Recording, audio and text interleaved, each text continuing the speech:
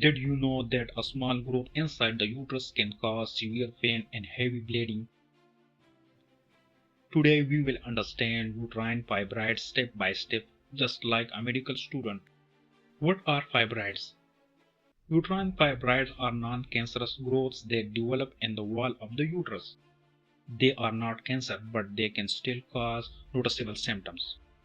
Simple explanation. In simple terms, a fibroid is an extra lump of tissue that grows from the muscle layer of the uterus. Types of fibroids. There are different types of fibroids. Intramural fibroids grow within the wall.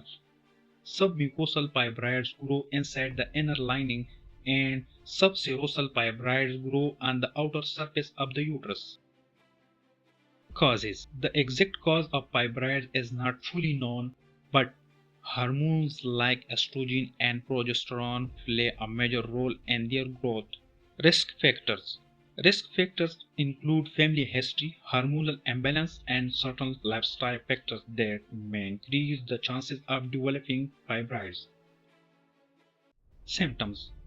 Common symptoms include heavy menstrual bleeding, pelvic pain, bloating, and in some cases anemia due to blood loss. Complications. If fibroids grow larger, they can lead to complications such as severe pain, pressure symptoms, and even fertility or pregnancy-related problems. General treatment. In mild cases, doctors may prescribe medication to control symptoms and manage hormonal levels. Specific treatment. In more severe cases, procedures like myomectomy or hysterectomy may be needed. Early diagnosis is very important. Subscribe to our channel for more medical education and health awareness videos.